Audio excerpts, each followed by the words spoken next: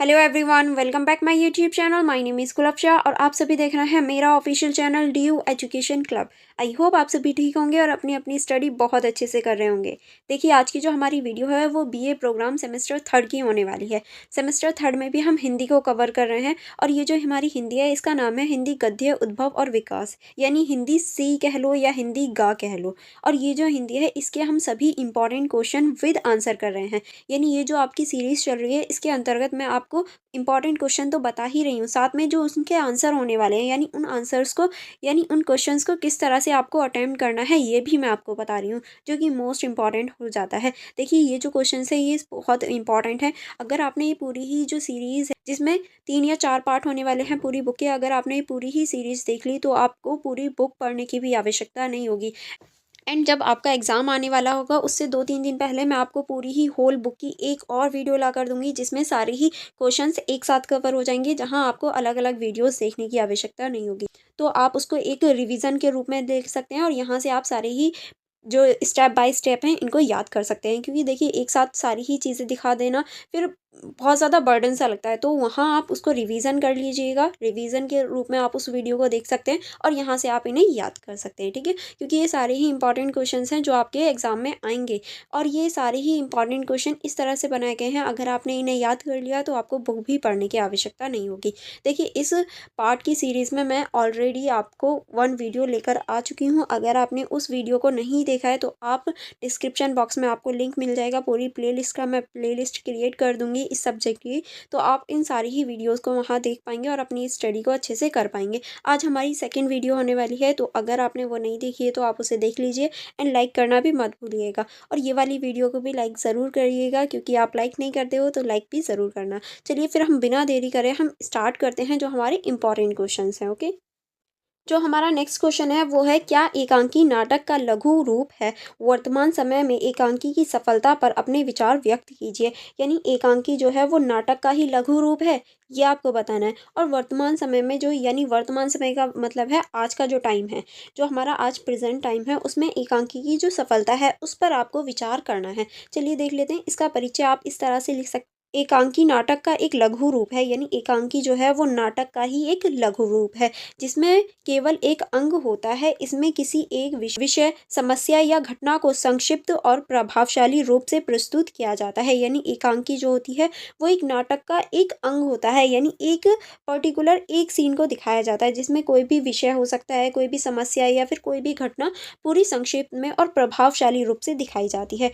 एकांकी का उद्देश्य पाठकों को और दर्शकों को सीमित समय में गहन और प्रभावशाली अनुभव प्रदान करना है। यानी एकांकी जो होता है वो सीमित टाइम में जो पढ़ने वाले हैं या देखने वाले हैं उनको एक गहन जानकारी या फिर अनुभव देने का प्रयास करता है, ठीक है। अब हम देखेंगे एकांकी की विशेषताएं। चलिए एकांकी की विशेषताएं देख लेते हैं। इसके अंतर्गत आप पहला लिख सकते हैं संक्षिप्तता। किस तरह से? इसका कथनक, पात्र और संवाद सीमित होता है। नेक्स्ट आप इसमें लिख सकते हैं केंद्रीय विषय, केवल एक ही समस्या या घटना का पर केंद्रित होता है। यानी इसमें अलग अलग घटना या अलग अलग समस्या नहीं दिखाई जाती, सिर्फ एक ही के बारे में बात हो रही होती है। नेक्स्ट आप इसमें लिख सकते हैं भावनात्मक गहराई, कम समय में गहराई, भावना और विचार प्रस्तुत करते हैं। यानी गहराई से सारी चीज़ों को दिखाया जाता है। नेक्स्ट आप इसमें लिख सकते हैं सटीकता और स्पष्टता, संवाद और घटना अनावश्यक विस्तार से बचती हैं। यानी सारी चीज़ें पॉइंट टू पॉइंट की जाती हैं। जो फालतू की चीज़ें होती हैं, फालतू की बातें होती हैं, उन्हें नहीं ऐड किया जाता, सिर्फ इंपॉर्टेंट चीज़ों को इसमें ऐड किया जाता है। अब हम देखेंगे वर्तमान समय में एकांकी की सफलता, कि वर्तमान समय में एकांकी जो है वो किस तरह से सफल हो रहा है। आज के व्यस्त जीवन में जहाँ लोगों के पास समय का अभाव है, एकांकी अपनी संक्षिप्तता और प्रभावशालीता के कारण अधिक प्रासंगिक हो गया है। क्योंकि देखिए, आज के समय में सभी लोग व्यस्त रहते हैं, सभी लोग बिजी रहते हैं। इतनी किसी के पास टाइम नहीं होता कि पूरी पूरी स्टोरी पढ़ रहे हैं या पूरा पूरा चैप्टर पढ़ रहे हैं। वो देखते हैं शॉर्ट कहाँ से मिल जाए, ताकि हम उस चीज़ को समझ भी जाएं और हमें पूरा पढ़ना भी ना पड़े। जैसे कि आप अभी देख रहे हैं, आपको पूरी बुक ना पढ़नी पड़े, क्योंकि आप लोगों के पास इतना टाइम नहीं है, तो आप शॉर्ट से शॉर्ट देख रहे हो। जैसे कि आप अभी मेरी वीडियोस देख रहे हो जिसमें सारे इंपॉर्टेंट क्वेश्चंस हैं, तो ये बुक का ही सार है जो हमारे एकांकी के रूप में हम देख सकते हैं, ठीक है। नेक्स्ट आप इसमें लिखेंगे डिजिटल युग में प्रासंगिकता। किस तरह से डिजिटल युग में प्रासंगिकता है? एकांकी ने डिजिटल माध्यम जैसे वेब, सॉन्ज, लघु फिल्में और थिएटर में अपनी जगह बनाई है। यानी अब हम इसे डिजिटल रूप में भी देख सकते हैं, जैसे कि वेब हो गया या लघु फिल्में हो गई या फिर थिएटर जैसी जगह हो गई। नेक्स्ट आप हम देखेंगे सामाजिक मुद्दों का चित्रण। वर्तमान समय की जटिलता को एकांकी के माध्यम से प्रभावी ढंग से प्रस्तुत किया जा सकता है। ठीक है, नेक्स्ट अब हम देखेंगे शैक्षणिक उपयोग। स्कूल और कॉलेजों में एकांकी का प्रयोग छात्रों को नाट्य कला और सांस्कृतिक समझ बढ़ाने के लिए किया जा सकता है। नेक्स्ट अब हम देखेंगे आधुनिक मंच, थिएटर समूह और स्वतंत्र कलाकार एकांकी को प्रयोग्यधर्मी तरीके से प्रस्तुत करते हैं, यानी सही तरीके से इसका प्रयोग कर पाते हैं, जिसकी वजह से इसकी जो प्रासंगिकता है वो आज भी बढ़ती जा रही है। अब हम देखेंगे चुनौतियां और संभावनाएं, यानी इसके अंतर्गत कौन कौन सी चुनौतियां और कौन कौन सी संभावनाएं बन सकती हैं। हालांकि एकांकी का स्वरूप बदलते समय के साथ उद्यतन हुआ है, लेकिन इसका पारंपरिक मंच अब उतना लोकप्रिय नहीं है। डिजिटल माध्यमों में इसकी नई संभावनाएं उभर रही हैं। इसमें प्रासंगिकता बनाए रखने के लिए सामाजिक और तकनीकी परिवर्तनों के अनुरूप और अधिक समृद्ध करने की आवश्यक है। यानी देखिए इसका जो स्वरूप है वो तो बदल रहा है, क्योंकि जो पहला इसका पारंपरिक मंच था अब लोकप्रिय इतना नहीं है, यानी लोग अब उसे इतना पसंद नहीं करते कि कोई आ रहा है या एक जगह बैठ के शॉर्ट स्टोरी सुन रहे हैं या कोई सुना रहा है।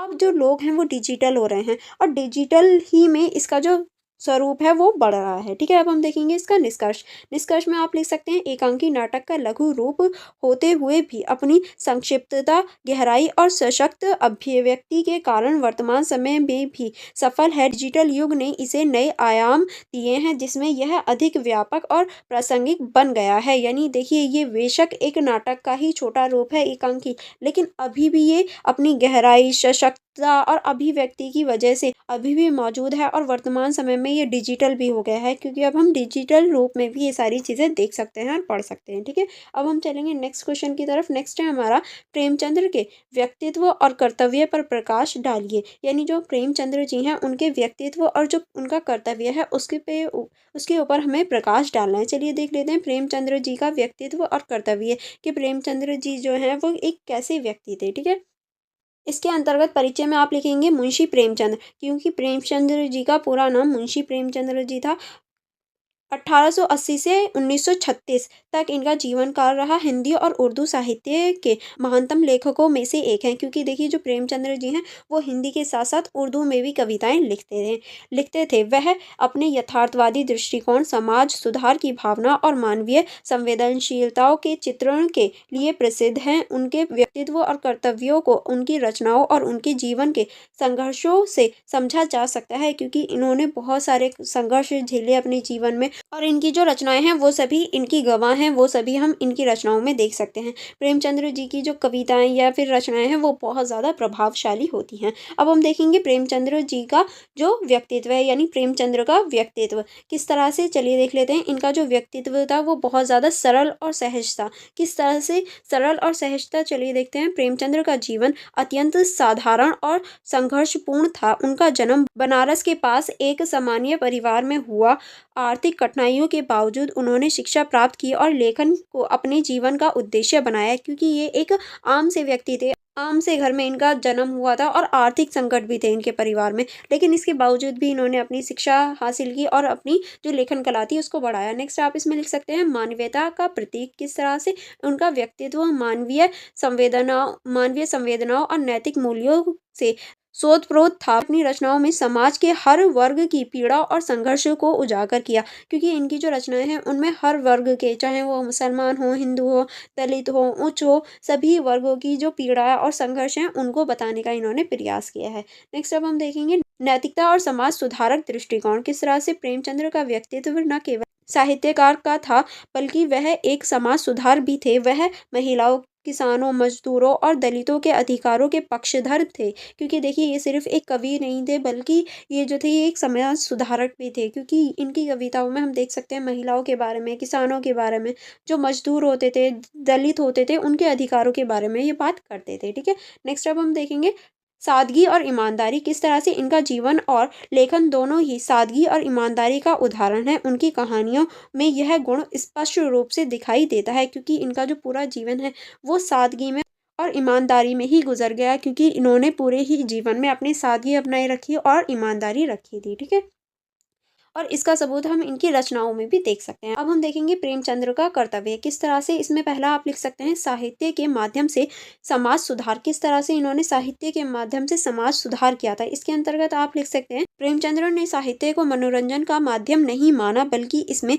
समाज सुधार और चेतना जागृत करने का साधन बनाया। उनकी रचनाएं जैसे गोदान, गबन और ईदगाह समाज के यथार्थ को उजागर करती हैं। यानी ये जो हैं ये समाज सुधार की भी बात करते हैं और इनकी जो रचनाएं हैं जिसमें आप ये सारी लिख सकते हैं जैसे कि ईदगाह हो गई जो यथार्थ के उजागर की बात करता है, यानी यथार्थ के ऊपर बात करता है, तथ्य के ऊपर बात करता है। अब हम देखिए किसानों और गरीबों की आवाज़ किस तरह से उन्होंने ग्रामीण भारत के किसानों और गरीबों की समस्याओं को अपनी रचनाओं में प्रमुखता दी। गोदान इसकी उत्कृष्ट उदाहरण है। यानी इन्होंने जो अपनी रचनाएं हैं, अपनी जो किताबें या उनकी जो कविताएं हैं उसमें उन्होंने भारतीय किसान और जो गरीब लोग हैं उनको अपनी रचनाओं में रखा, उन्हें प्रमुखता दी। जैसे कि उदाहरण के रूप में आप गोदान लिख सकते हैं जो कि इसका एक उत्कृष्ट उदाहरण है। नेक्स्ट अब आप लिखेंगे नारी सशक्तिकरण। नारी सशक्तिकरण, नारी सशक्तिकरण के अंतर्गत आप लिख सकते हैं प्रेमचंद्र ने नारी स्वतंत्रता और सशक्तिकरण का समर्थन किया। उनकी रचनाओं में महिलाओं के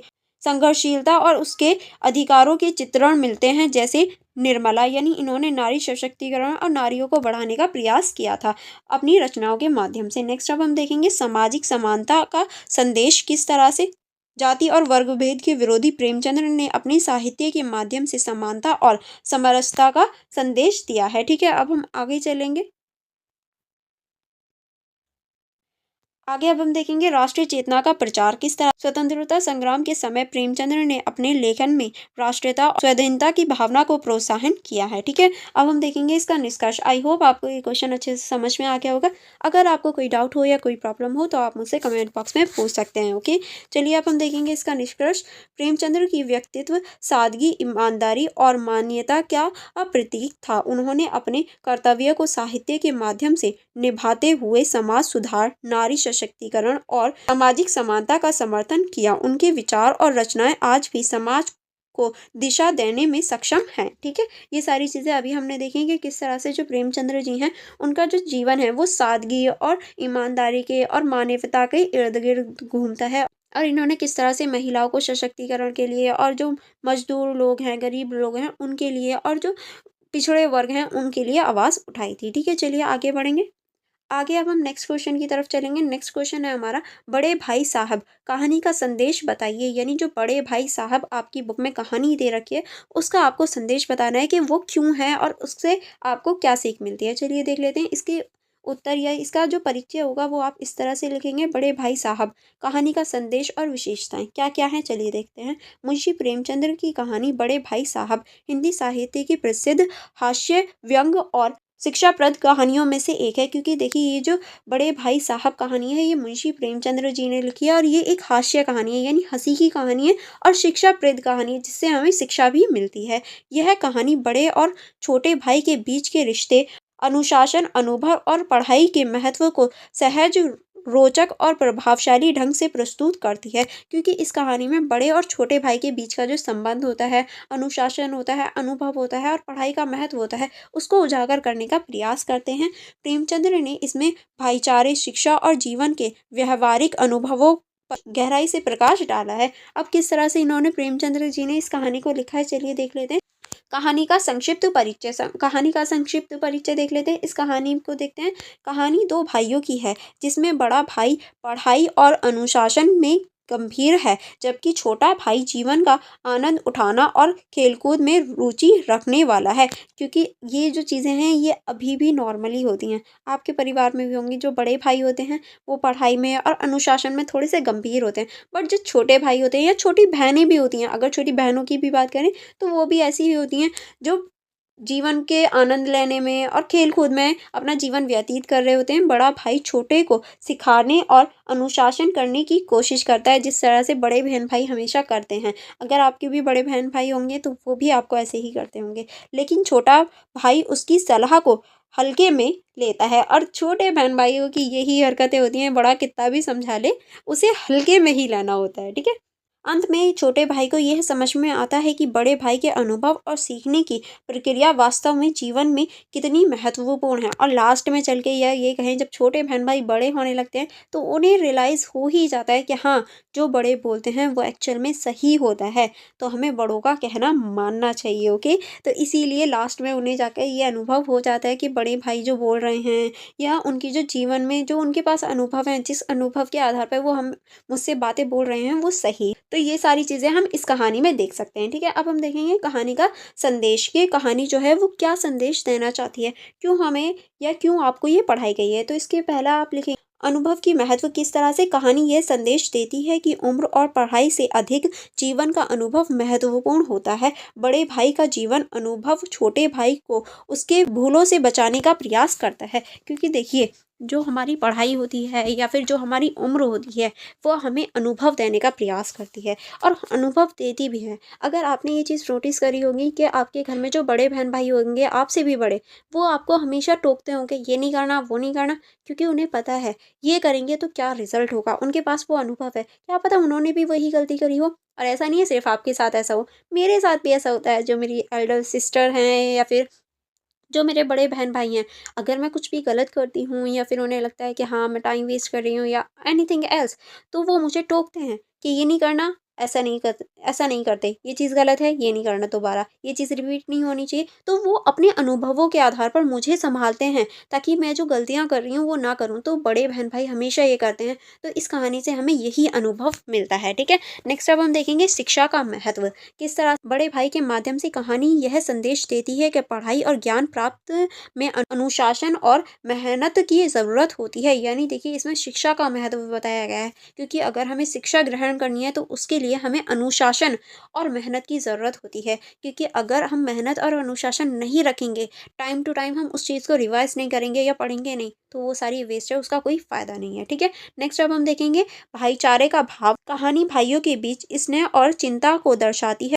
बड़ा भाई अपने कठोर व्यवहार के बावजूद छोटे भाई के प्रति प्रेम और देखभाल से भरा हुआ है। यानी देखिए, ये जो कहानी है ये स्नेह और चिंता को दर्शाती है, क्योंकि बड़े भाई का जो व्यक्तित्व दिखाया गया है इस कहानी में वो कठोर दिखाया गया है कि बड़ा भाई जो है वो बहुत ज़्यादा कठोर है, लेकिन इसके बावजूद वो अपने छोटे भाई के लिए प्रेम और देखभाल की भावना रखता है। उसे चिंता रहती है कि कहीं उसका जो छोटा भाई है वो गलत चीज़ों में ना रह जाए या फिर पीछे ना रह जाए। नेक्स्ट अब हम देखेंगे व्यवहारिक ज्ञान और बनाम किताबी ज्ञान। यानी जो हमारा व्यवहारिक, जो हमारा डेली रूटीन का ज्ञान होता है, जो हमारा किताबी ज्ञान होता है, किस तरह से कहानी इस बात पर प्रकाश डालती है कि केवल किताबी ज्ञान पर्याप्त नहीं है। जीवन को समझने के लिए व्यवहारिक ज्ञान और अनुभव का भी महत्व है।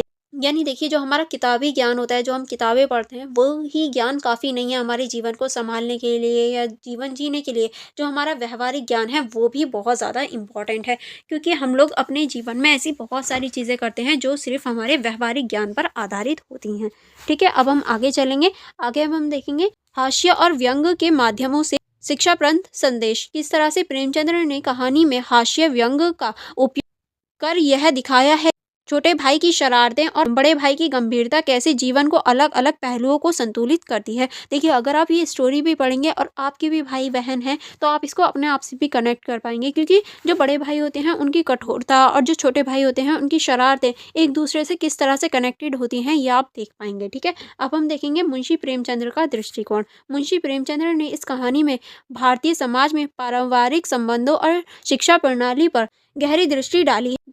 यह कहानी न हास्यपूर्ण है बल्कि इसमें गंभीर जीवन मूल्य भी छिपे हैं। प्रेमचंद्र ने इसे बड़े सहज और सरल भाषा में लिखा है, जिससे यह हर वर्ग के पाठकों के लिए प्रासंगिक बन सके। यानी देखिए, ये जो कहानी है ये सिर्फ हास्यपूर्ण या फिर ये कहें ये सिर्फ हंसी की ही नहीं बल्कि गंभीर जीवन के बारे में भी बताती है, जो कि बहुत ज़रूरी है। और ये समाज के हर पहलू या फिर हर वर्ग के बारे में बताती है, और ये बहुत ईजी टू अंडरस्टैंड है, यानी सरल भाषा का यूज़ है, तो इसे कोई भी आसानी से पढ़कर समझ सकता है और अपने आप को कनेक्ट कर सकता है। आप ये देखिए, मैं आपको क्वेश्चन का आंसर बता रही हूँ, बहुत सारे स्टूडेंट तो ऐसे होंगे जो अपने आप को अभी ही कनेक्ट कर पा रहे होंगे। ठीक है? अब हम देखेंगे कहानी की विशेषताएं, कि जो हमारी कहानी है इसकी क्या क्या विशेषताएं हैं। तो पहले हम देखेंगे सरल भाषा। प्रेमचंद्र ने कहानी को सरल और रोचक भाषा में लिखा है, जिससे यह बच्चों और बड़ों दोनों के लिए प्रभावशाली बनती है। ठीक है? नेक्स्ट आप इसमें लिखेंगे चरित्र चित्रण बड़े भाई का अनुशासन प्रिय गंभीर स्वभाव और छोटे भाई का चंचल और नटखट स्वभाव कहानी को जीवित बनाता है, क्योंकि बड़े भाई का जो स्वभाव दिखाया है इन्होंने बहुत ज़्यादा अनुशासन प्रिय और गंभीर बताया है, और जो छोटे भाई का चरित्र दिखाया है उन्होंने इसे बहुत ज़्यादा चंचल और नटखट वाला चरित्र दिखाया है। अब हम देखेंगे हास्य और व्यंग किस तरह से, चलिए देख लेते हैं। इसके अंतर्गत आप लिख सकते छोटे भाई के दृष्टिकोणों से बड़े भाई के व्यवहार का वर्णन हास्य और व्यंग उत्पन्न करता है। ठीक है, अब हम देखेंगे प्रासंगिकता किस तरह से प्रासंगिकता हुई। कहानी आज भी उन परिवारों के लिए प्रासंगिक है जहां बड़े भाई बहन छोटे भाई बहनों का मार्गदर्शन प्रस्तुत करते हैं या मार्गदर्शन करते हैं, क्योंकि देखिए ये जो कहानी है ये आज भी कनेक्टेड है, क्योंकि अगर मैं ये कहानी आपको बता रही हूँ तो जैसे अभी मैंने आपको अपने बहन भाइयों के बारे में बताया, इसका मतलब मैं भी अपने बहन भाइयों से ये कनेक्ट कर पा रही हूँ, क्योंकि ये एक्चुअल में होता है। जो बड़े बहन भाई होते हैं वो छोटे बहन भाइयों को मार्गदर्शन प्रस्तुत करते हैं, उन्हें बताते हैं क्या चीज़ गलत है क्या चीज़ सही है।